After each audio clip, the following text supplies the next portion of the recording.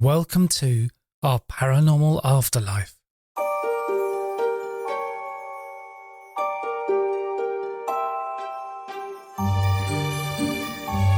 This is our paranormal afterlife, and I'm your host, Simon Bown. My mission is to explore evidence that we continue beyond physical death. These episodes encompass reincarnation, near-death experiences, spirit communication, deathbed visions, and other extraordinary phenomena. And please check out my other podcast. It's called the Alien UFO Podcast, and I release new episodes every Monday. And you can enjoy the extended version of this episode ad-free, along with over 100 hours of extended episodes on Patreon. This week I'm talking to Amira May about her book, Death, a compilation of transformative near-death experiences. Amira is the founder and publisher behind the Near Death Institute, and she has ghostwritten several books with near-death experiences. Hi, Amira. Thanks a lot for coming on the podcast. Hi, Simon. Thank you so much for having me. So we're going to talk about the book. It's called Death, a compilation of transformative near-death experiences.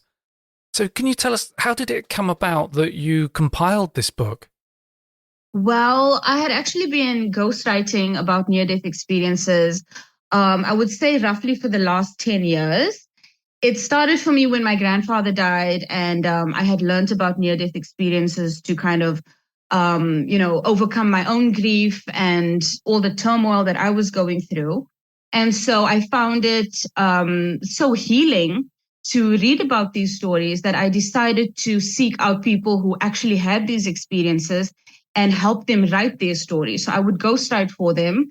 And I was doing that on a freelance basis for, I would say, the last 10 years or so. And then last year, around September, I've been having, the guidance to do this compilation book for a long time, but I put it off for so long.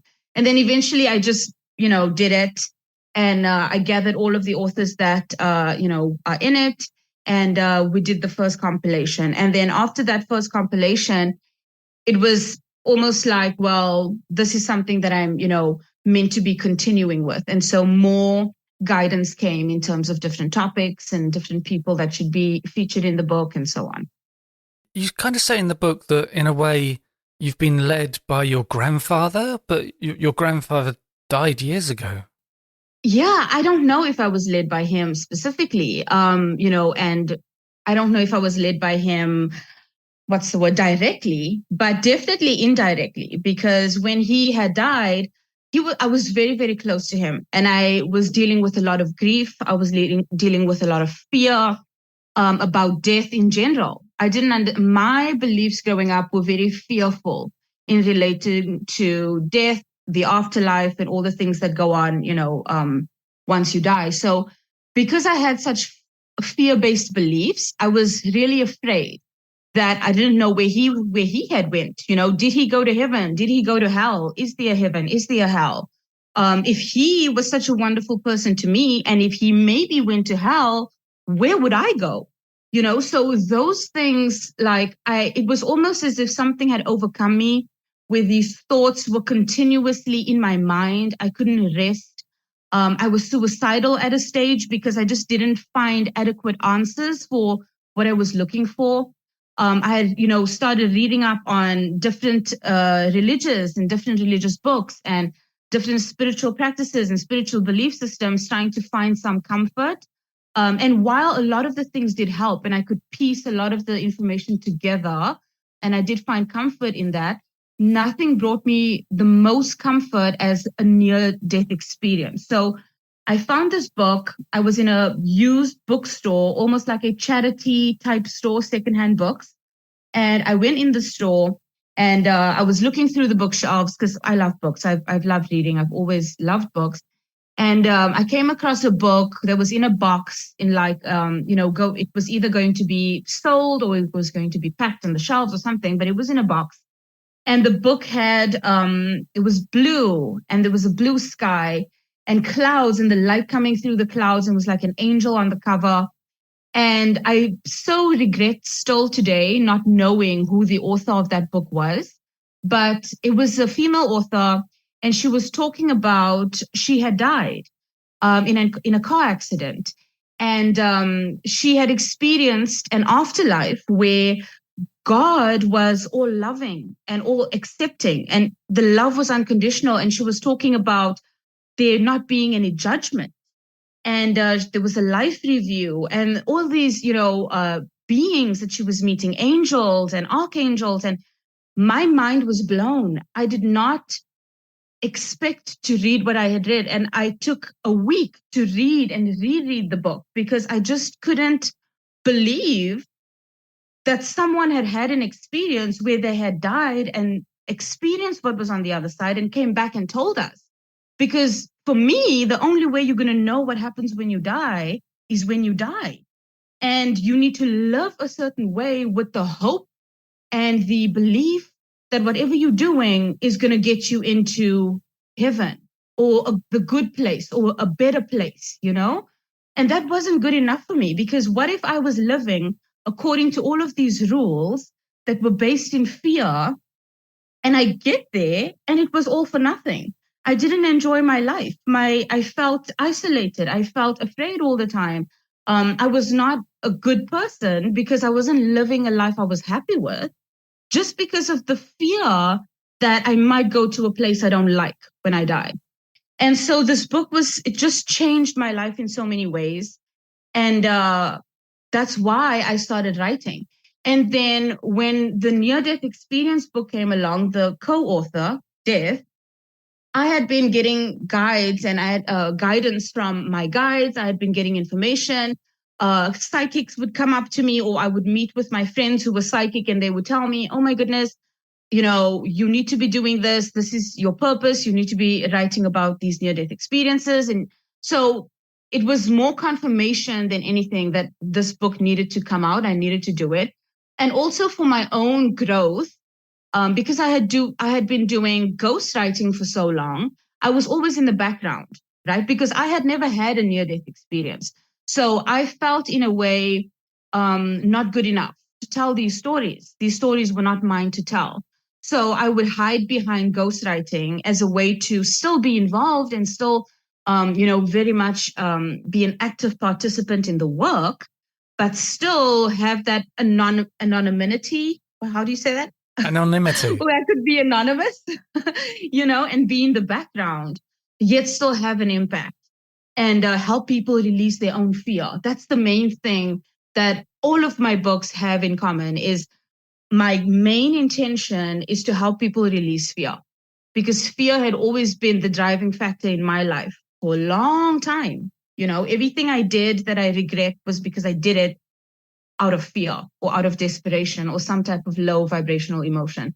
So I say that all to say, I think there was many, things at play. It wasn't specifically my grandfather guiding me to do this, but he played a major role in it by awakening me to these experiences. Because if he hadn't died and if it hadn't affected me the way it did, I wouldn't be doing what I'm doing today. So of course he is, in that sense, a part of it. But other than that, I believe there are other things at play. Bigger purposes, maybe missions, assignments, whatever you want to call it, that I am meant to do. And this is just my contribution towards that. And you talk about being fearful. One thing that shows up with near-death experiences is when they come back, they lose that fear of death, don't they? They have a certainty that when our body dies, we continue. Yeah. Yeah, it's a knowing factor because you've experienced it, right? And I say this all the time. I say that if you want to do amazing things or wonderful things, or if you want to do anything that you feel an inkling of fear about, right?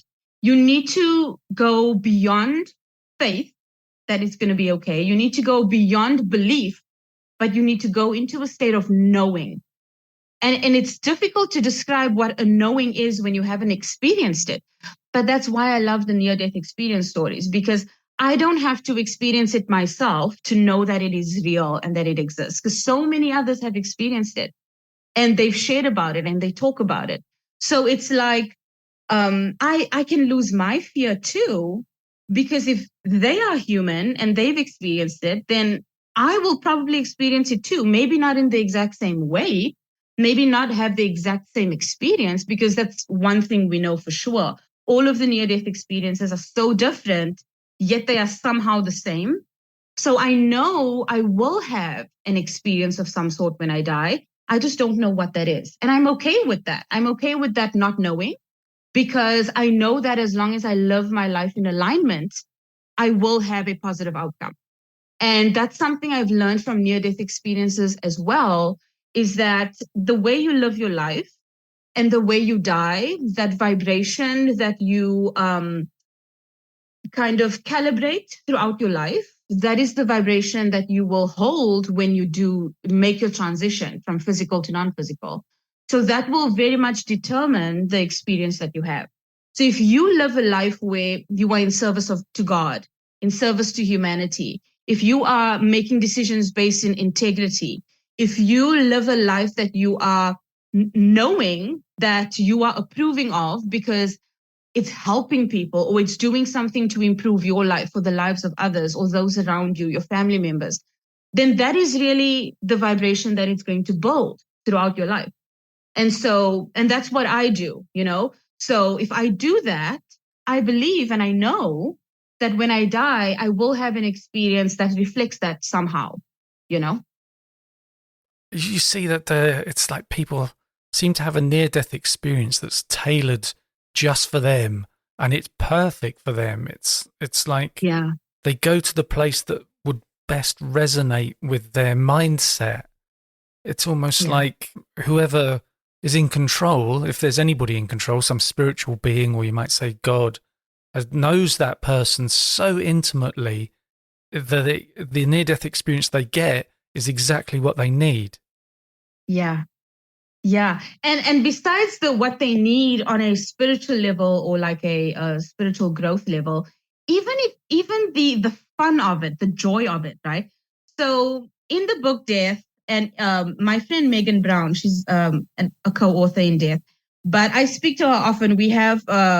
She has a show on her YouTube channel where we have conversations weekly, and I always ask her about her near-death experiences. And she was telling me about when she had died and she was in heaven. Freddie Mercury was there, and he put on a concert for her.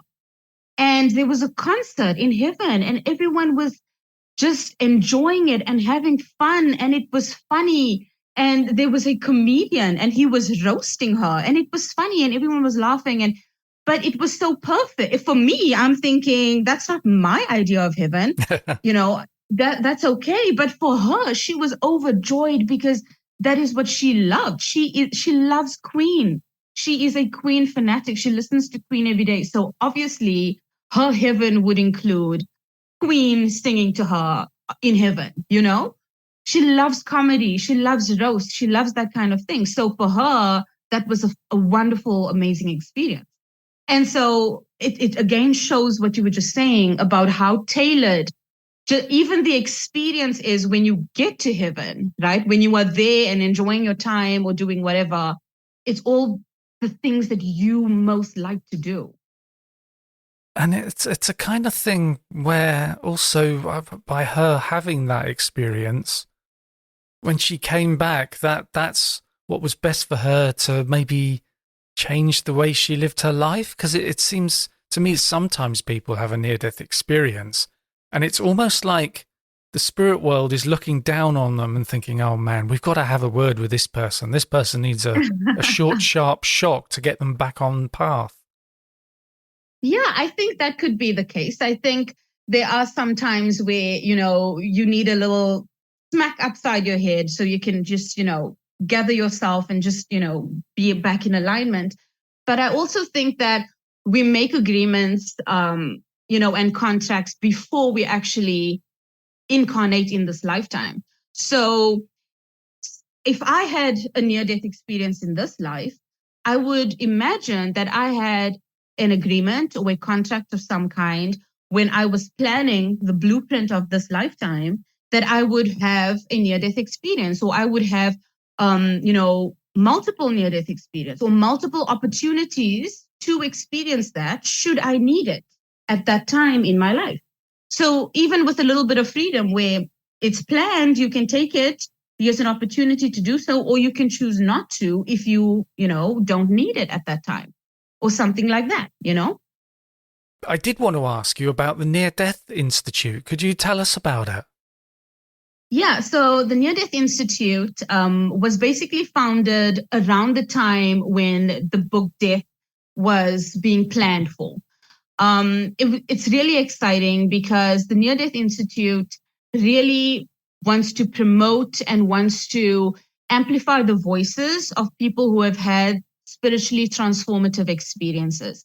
And not only near-death experiences, but also out-of-body experiences or experiences with beings, extra-dimensional beings, higher dimensional beings, whether they've had some sort of, spiritual awakening or something that was so significant and made so many changes in their lives that they would like to share it with others with the intention of uplifting and empowering others. And so those are the kind of books that we do. It's really important for me because I feel like, especially with near-death experiences, they know for a fact what their experience was. They can explain it in so many amazing details, and it gives us an opportunity to take the advice that they're giving, take the knowledge that they're sharing, take everything that they are willing to share with us and use it to improve our own lives and the lives of others. So it's like, if you are not getting this information directly from God, the next person you can get it from is probably someone who's had a near-death experience and had a conversation with God. You know what I mean? And one of my friends, her name is Sharon Milliman. She's also an author in the Death book. She, in her near-death experience, when she was in heaven, she was sitting, like in a wooden glen outside, and, there were probably trees and logs and whatever it may be. And she had a conversation with God. And in that conversation, God helps her to realize and see that he is in everything. He's within her. He's within, the people that she interacts with. He's within trees, within birds, the sky, the stars, everything that you see. And even the things you don't see, God is within that. And so that was such a profound thing that I had learned from her through her conversation with God, because it helps me on a daily basis. When I'm in doing things in my normal life and something frustrates me, I need to remember, perhaps this person that I'm about to engage in a conflict with, perhaps I could look at them with more compassion and unconditional love because they are a part of God just like I am, or whatever it may be. It helps me regulate my emotions. It helps me live a life with more compassion and understanding. It helps me be a better mother. So these things are not just, for the afterlife and for preparing yourself for death or dying, but it's also for how you live your life every day. And I've heard a couple of near-death experiences. They talk about how when they were out of their body, one of the guys said that he was out of body and he was going down the corridor in the hospital, passing all these people. And he said as he passed them, he knew them intimately and absolutely, their whole life story. And there was one particular nurse who had a reputation for being quite grumpy and moody, and people felt, I don't really want to work with this nurse. But he saw in her background such abuse when she was a child. And he just could see how that would set her up to have this personality, but also how it was amazing that she'd gone into a profession where she was trying to help people all day. Yeah. And she had suffered so much. And it's that thing of people have these near-death experiences and they get such insight, and it changes the whole viewpoint of the human race. Yeah. Yeah. I mean, I can imagine it, because just reading about a near-death experience or learning about one can already change your perspective on so many things. Now imagine actually having an experience. Of course, it's going to change your entire perspective on things. And that is what spiritual evolution is. It's gaining a broader and broader and broader perspective of everything that you experience, so that you can have more wisdom, more insight, more understanding, more compassion, more unconditional love, whatever it may be that you need, you can have more of it, and in multiple different ways, because you've expanded yourself like that. So it's an consciousness expansion thing when your perspective is being changed. It's not just, oh, that's a new way of looking at things. Sure, it is. But it's also on a spiritual level, evolving you and expanding you. And so we have people have near-death experiences who will get into that space and they come across these spiritual beings. They might be just beings of light, or they might look like people, but they have a tremendous sense of familiarity. It's almost like, hey, I feel like this person's my best friend. I've known them forever. But also it's like that's the first time they're meeting them. And it gives the sense of like the soulful part of you might have known them forever. Yeah. And that's really something that fascinates me too, because, if I die, or rather I should say when I die, if I go to heaven, I'll probably see my grandfather. I'll recognize him, but I'll also see, my great, great, great, great, great grandfather from 5, 6, 7 generations before, and I'll recognize him just the same, perhaps, so that's so fascinating for me. And especially when I think about even the beings of light that you were speaking of, whether it be angels or ascended masters or anyone. Again, my friend Megan Brown, in her near-death experience, she had met multiple angels, archangels, ascended masters. She was sitting around a table with 77 of them, different angels and archangels and ascended masters and teachers. Jesus was there, Prophet Muhammad was there, Sitting Bull was there, Goddess Kali was there. There was so many multiple and diverse manifestations of things and people. I don't want to say things, but I would say deities and people that we have, looked at throughout our lives in different religious forms even. And they were all there, all these wonderful, amazing beings. And she said that there was a connection with each of them. Yes, she didn't know all of them going in because she had died an atheist. So she didn't know all of them, but she knew all of them. And so that is just so fascinating for me too. When you get into that afterlife space, they talk about the veil between here and there, but there's almost like a veil over your knowledge and your consciousness, and that's lifted as well.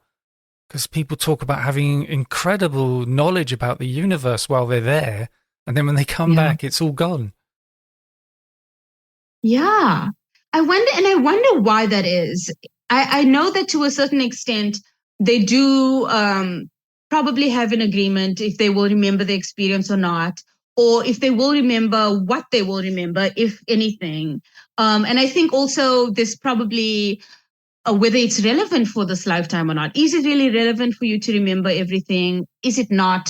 Will you remember when you need it and when the time is right for you to remember it? So there's so many things, but I don't know. I wish I knew why certain people remember more than others, because some people have had near-death experiences and they don't even know about it, Yeah, I've heard about that. People who 30 years later remember it. But also this thing about knowledge, and also people talk about seeing colours that they've never seen on Earth. And I wonder if that's because they're no longer in their physical body and they're not processing everything through a physical brain.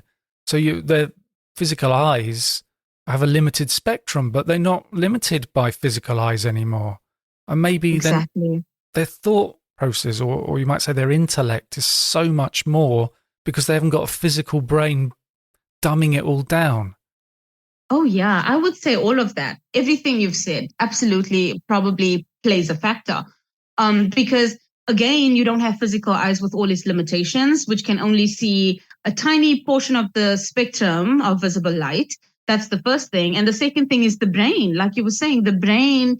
And also there's, maybe I want to say ego, but I don't know if that really is the correct word. because we need our ego to keep us here in physical reality. And that comes with limitations, right? Which is not a bad word. Limitations doesn't mean bad. It just means there are certain things that it can do and certain things that it cannot do. So having that ego that's keeping us grounded in physicality, maybe that, loosens up to a certain degree when you are non-physical. So you allow more information because the information is there to connect to, but now you are allowing yourself to connect to all of it because there's no blockages, Yeah, and I wanted to ask you about one of the chapters in the book. There's a 14-year-old boy who had a near-death experience due to too much nitrous oxide gas. I think he was a dentist, wasn't he? Yes. So Philip Syracusa. So Philip, he was a teenager. He went to the dentist for a routine checkup, clean, dental cleaning type of thing.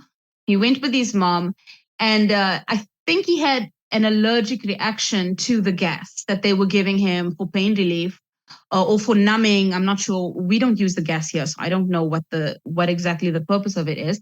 But he had an allergic reaction to it, I think, and that's when he had died. Wasn't there a point where afterwards he saw some kind of spiritual being or something, but his sister was with him and she saw the spirit as well? Yes. So a while after he had come back, he had told, his sister, he had told his parents about the experience. And he had told his sister that he had met one of the other sisters who was now an angel in heaven. He had met her and he was there with her in his near-death experience. And his sister who was living said, yes, I know of her. And later on, I think they were walking somewhere or they were doing some family activity. They were together and he had seen her, the sister who is an angel. She was with them. And the sister who was alive with him had confirmed that she had saw the angel too. So that was basically what the experience was. It's a fascinating kind of verification in a way that these things happen. And there's so many scientists, doctors who are so sure it's just something going on in your brain. It's nothing spiritual at all. And I even looked at a big website called WebMD, which I think is quite influential. Yeah. And there was a report on there saying that there's never been one case of a verified near-death experience. And I thought, who's writing this? They haven't done any research. Yeah. Yeah. And, it is frustrating because here's the deal. Whether a near-death experience is real or not, whether it is true or not, whether it is happening in someone's brain or not, the fact is, by sharing this experience with someone, does it help them or does it hurt them? If it is helping them, whether it be a patient who is on the verge of dying, whether it be someone who is on hospice, whether it be a child growing up, it doesn't matter who you share a near-death experience story with. If it has a positive impact on them, then why hold it back from people? Why go on and on about whether it is verified or not verified or whether it is true or not true? Does it really matter if it is having a positive impact on the person right here, right now? Hello, Simon here. I conduct past life regression therapy sessions over Zoom, and these sessions can be very insightful and healing. If you go to my website, pastliveshypnosis.co.uk, you can book a free 20-minute consultation where we can discuss what it is you would like to achieve. You'll find the link to my website in the show notes. Have you come across cases where people after the near-death experience, they have what you might call a miraculous healing, that the doctors look at them and think, man, I just can't explain how quickly they healed after that? Oh, yeah. Many, many cases I've written about. I think there are a couple in the book as well where they've had miraculous healing experiences.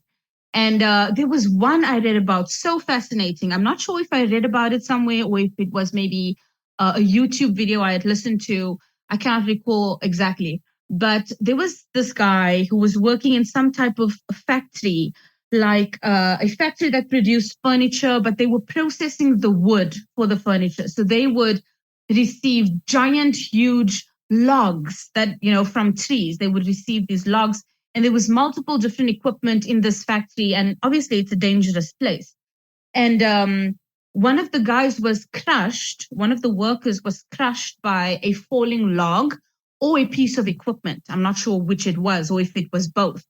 And he was crushed, and he had multiple bones that were crushed and broken.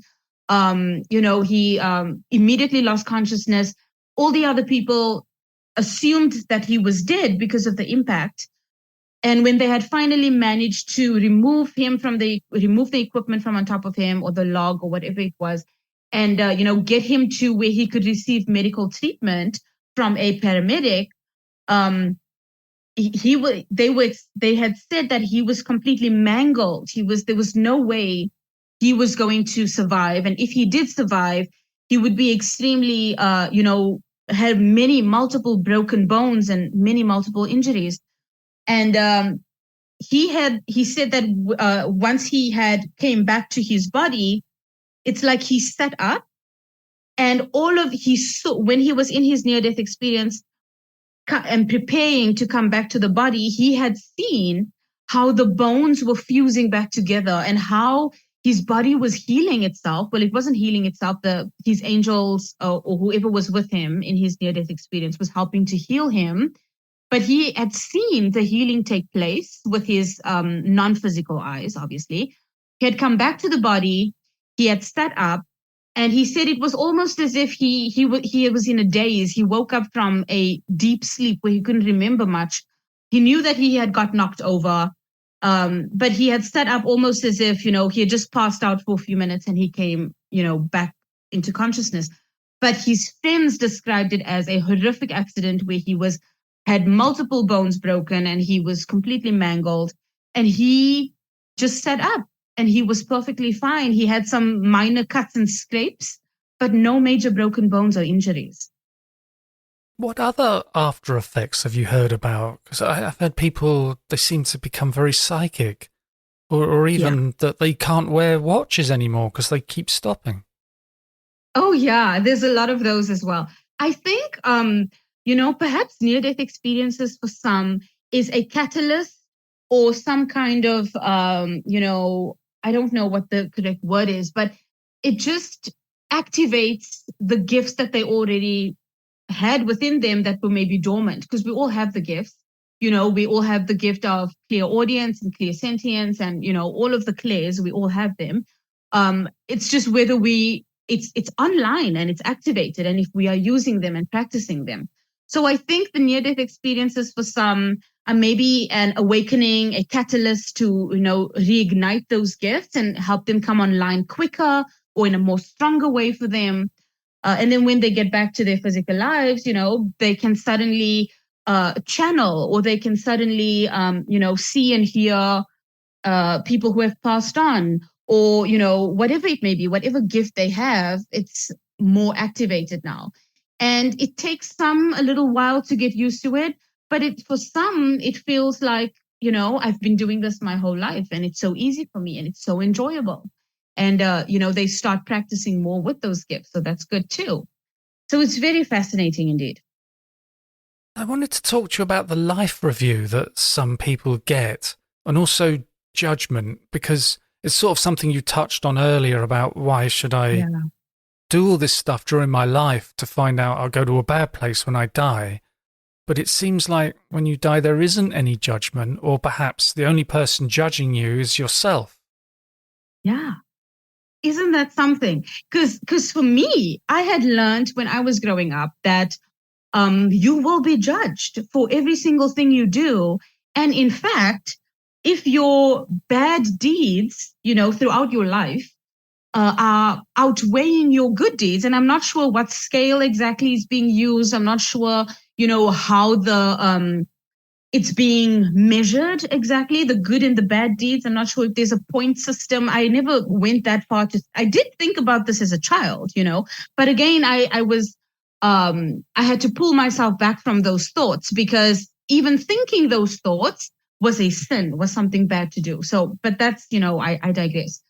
So, so I wonder when you have the life review and there is no judgment, right?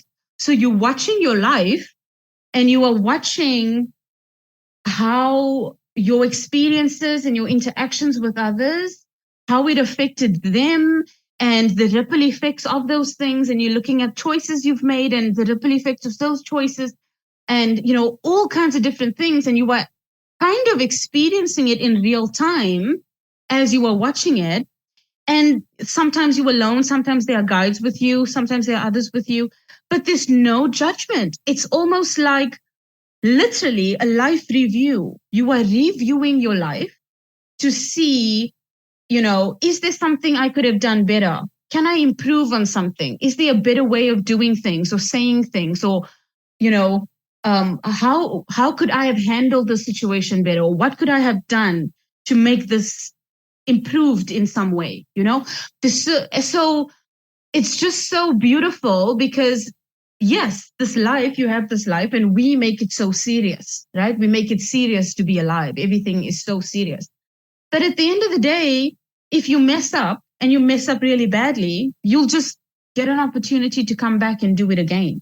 It's not a sentencing where if you've done something and, it's viewed as bad or whatever it may be, where you will be judged and you will be condemned and then you will get sent to hellfire and you will burn for the rest of eternity. Like those are the thoughts I had as a child.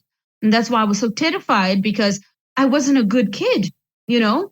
I lied a lot. I was not a good child. I was not a good person up until I would say my early 20s when I started awakening. I was not a good person. I wouldn't be friends with myself. If myself today had to go back into the past, I would not be friends with that version of me. So it was terrifying because you don't know what the outcome is going to be. It's left up to someone else to make the decision if you are good enough to go to heaven. And the judgment is no longer there. So now it's purely, okay, looking at this objectively, how can I improve myself? How can I improve my life? How can I improve or learn from this experience so that if I choose to do it next time, I'm more equipped, I'm more able, I'm more centered, I'm more connected, I'm more aligned, whatever it may be, So when you talk about doing it again, are you talking about reincarnation? Yeah, I would say so.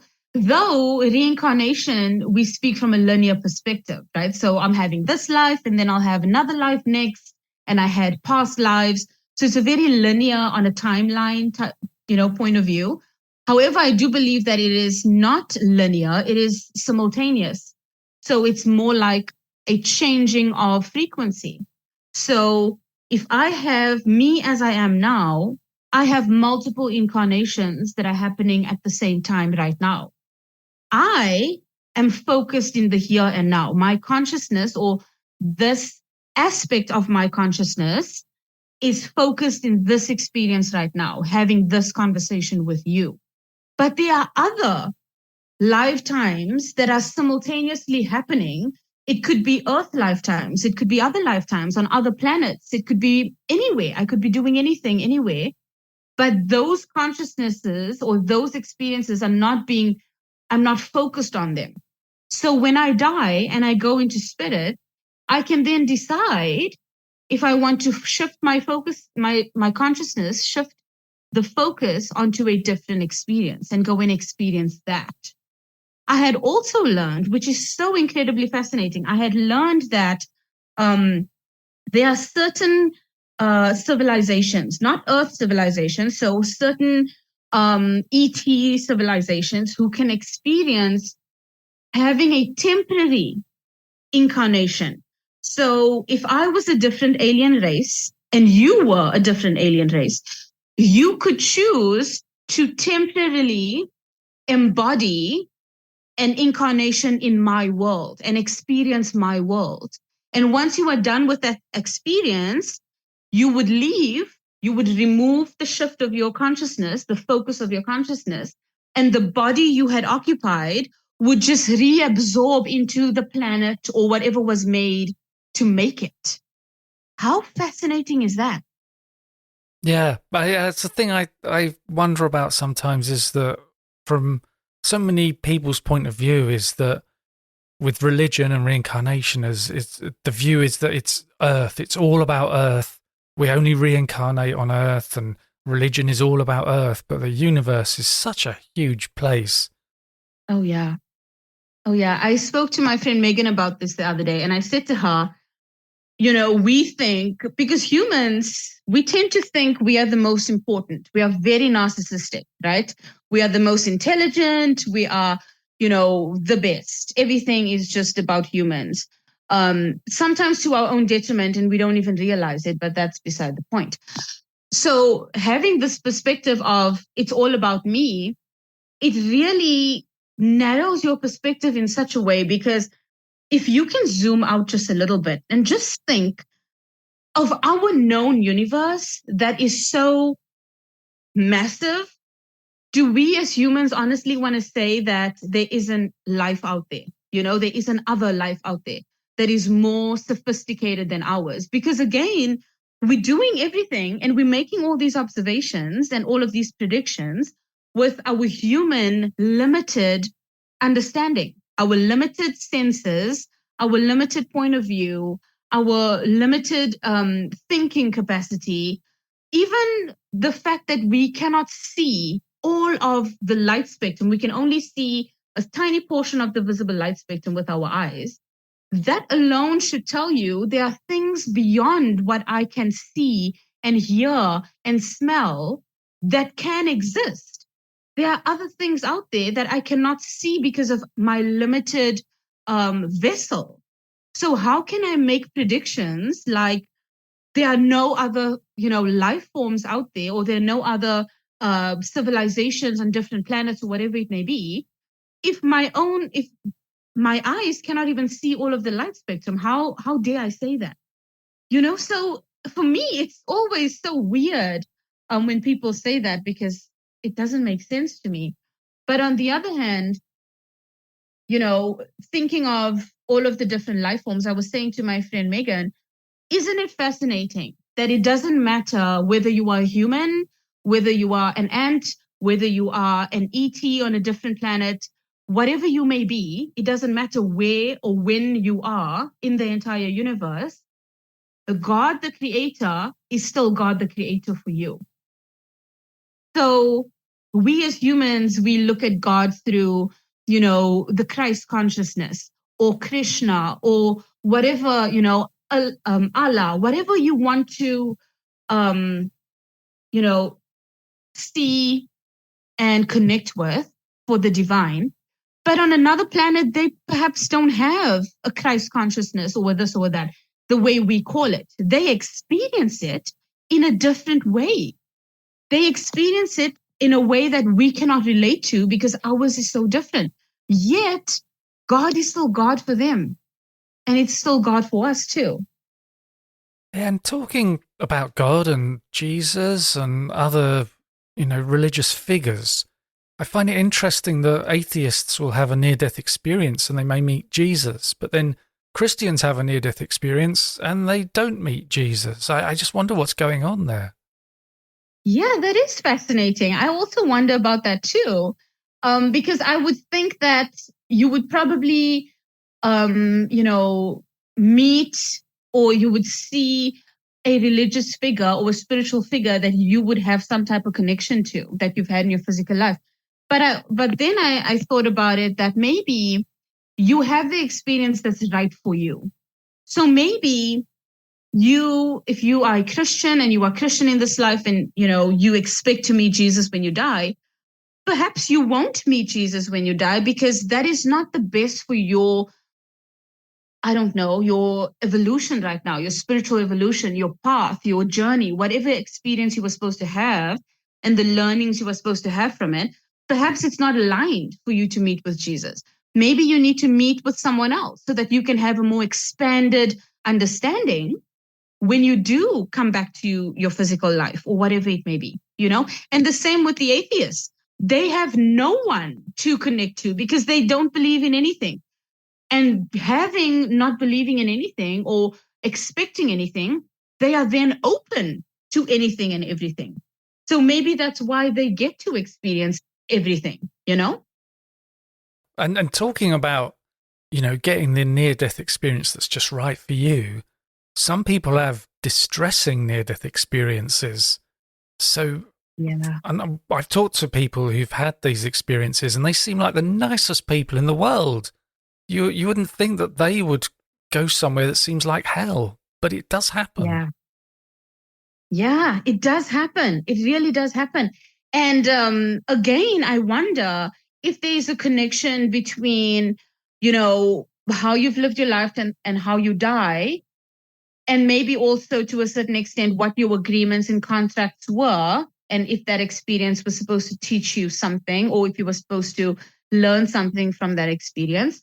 But also, what I do notice, even if when people have had a negative near-death experience, or when they've had a hellish, I say this in quotes, hellish near-death experience, I wonder, and this is I'm limited here because I haven't read all of them. I don't know of all of them. Only the few that I know about. It seems like there's always a way out. So there's one where I recall someone having a near-death experience where they were in a very dark place and they were being followed by shadow beings, and they were being almost like picked on and almost like attacked by these shadow beings and by these negative entities, and they were kind of draining this person of their energy. And so when this person started praying, I'm not sure if they prayed to God, if they prayed to who specifically, or what the prayer was. But when they started praying, they were immediately in a different experience. It was like they were immediately sucked out of that negative experience and placed in another where it was more positive, and there were, a different set of circumstances and events happening there. There were angels and light beings, and it was, light, and they could feel detached from all of the things that were kind of attaching to themselves in the negative experience. So it was a completely different thing. They were literally sucked out of there and put somewhere else. So that was the one I remember. And there was another one similarly.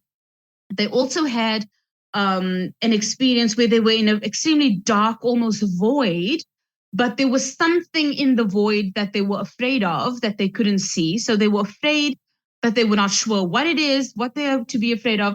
And again, they started praying, and they had then seen an angel. I'm not sure if it was a guardian angel or an archangel or who it was, but had come and took them away from there and taken them to a different place. So all of the negative near-death experiences I have come across did have some type of way out. And it seems like the way out is to pray or to, call out for help from a, God, or whether you connect with Jesus or whoever you connect with, your angels, whoever it may be. Just, calling out for that help does remove you. And I actually, the first time I read about it, it was a little bit scary for me. But I must say, even those experiences really helped me because, again, applying it to my real life. When there are times I'm feeling overwhelmed or in fear or unsure of something, or, just not having the best day even, prayer for me is my way to shift myself out of that. Just connecting with the divine, connecting with my angels and saying, I need help with this. Can you help me? I'm feeling overwhelmed. Can you, help me deal with this overwhelm? Or can I leave it to you? Can you remove it from me? Just praying and asking for help and making that a regular practice of being in constant communication with your angels, with the divine, and asking them to remove things that you no longer want to attach to or carry with you, I wanted to ask you about children's near-death experiences. As one of the criticisms of people who have near-death experiences is people might say, well, they've read about it, so that's why they had that hallucination. They already know about this phenomenon. But children don't know about this phenomenon. They may be 3 years old and they have a near-death experience just like an adult. Yeah. Yeah, 100%. And, children are so innocent. They have no motivation for making up something like that in so many details, with so many specifics.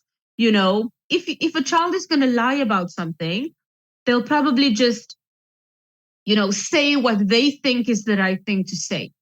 It wouldn't match with other people's experiences. It wouldn't have similarities to other experiences. They wouldn't, whether they've heard about it or not heard about it is irrelevant here, because every experience in itself is also different. But also just watching that child and how they connect with the world around them, and how that may be different than before the near-death experience even, those are all clues, And I've worked with multiple people who've had near-death experiences as children, and a lot of them, they tell their parents, I've had this experience, and, I saw grandma in heaven, or I saw Jesus, or whatever it may be. And in most cases, the kids are shut down and say, no, you were just dreaming. That wasn't real. And then they suppress those memories. They stop telling those stories. And then they don't get an opportunity to fully develop whatever it is they were supposed to develop from that experience, whether it be a psychic gift, whether it be, the ability to continue seeing their angels or their guides, whoever it may be, whatever it may be. They lose that over time because they want to fit into society. They want to be normal.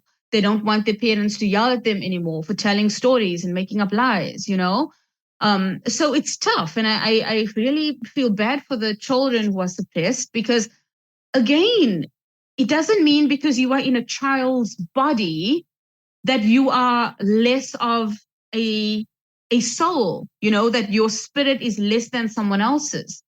It just means that you have chosen to incarnate a little bit later than I did. I'm just an evolving spirit as you are. Perhaps the child is even more evolved spiritually than I am, which is mostly the case. I know that for a fact with my child. She is way more advanced than I am, or than I was at her age even. But if we can stop looking down at everyone, including children, and looking at their experiences as less than or less important, I think we can learn something from that too. People have seen what might be a kind of hospital in the afterlife, and they've been kind of told that if you die really traumatically, when you get into the afterlife, you go to a place of healing, like a hospital, that you have to go through before you're, I don't know, let out into the real afterlife. Yeah, I've heard that too. Multiple experiences I've heard where people talk about this healing center, yes, hospital type looking building, and some are more, retreat type settings where they are healing baths, and they are healing showers, and they are, even crystals and type of, healing technologies that they can experience, which is fascinating to me. But then I also have to remind myself that because I make the connection that if we've got a hospital on earth, did God put a hospital in heaven? No, the hospital was in heaven first, because it's not as below, so above. It's as above, so below. And this, I have to remind myself that, because it's not just about buildings or, where we've taken inspiration for architecture, but it's also nature, trees, mountains, oceans, waterfalls, jungles, whatever it may be. That exists in heaven first, and then it was recreated on earth. So we tend to think, oh, we own hospitals. How can there be a hospital in heaven? It was there first. Well, it's been great talking to you. The book's called Death, a compilation of transformative near-death experiences. And that is out on Amazon, isn't it? Yes, it's out on Amazon. I'll probably provide you with the link, and you can share it in your show notes or in your description. But yeah, it's available on Amazon. It was published in March of this year. And our audiobook, very exciting. Our audiobook will be released in the next few months as well. I'm thinking the next couple of months. And does the Near Death Institute have a website? We do. It's www.neardeathinstitute.com, all one word. Great. And you've got another book coming out, haven't you? Is it in December? Yes, we've got another near-death experience book coming out towards the end of December. That one is called Touched by the Light. And it is also going to feature multiple near-death experiences as well as messages people have gotten in their near-death experiences, messages for humanity. Fantastic. And thanks again for coming on the podcast. Thank you so much for inviting me, Simon. I appreciate it. So this week I was talking to Amira May about her book, Death, a compilation of transformative near-death experiences. And a great way to support the podcast is to join Patreon. When you subscribe for $6 a month, you get exclusive access to an extended episode every week. And for $3 a month, you get access to an extended episode every month. And you can now sign up for a 7-day free trial. The Patreon episodes are ad-free and are released 2 days before the free versions. And please check out my other podcast. It's called the Alien UFO Podcast, and I release new episodes every Monday. I have a tier on the Our Paranormal Afterlife Patreon campaign, where for $13.50 you can get exclusive access to the Alien UFO Podcast extended episodes every week, as well as the Our Paranormal Afterlife extended episodes. And including the Alien UFO Podcast, there are now more than 100 extended episodes in the back catalogue. You can become a patron by going to patreon.com/Our Paranormal Afterlife, or click on the Patreon button on my homepage at pastliveshypnosis.co.uk. The links are in the show notes. And if you enjoy the podcast, please leave a review and be sure to subscribe on Apple Podcasts, Spotify, or via your favourite podcast app to make sure that you don't miss out on any episodes. And thanks for listening.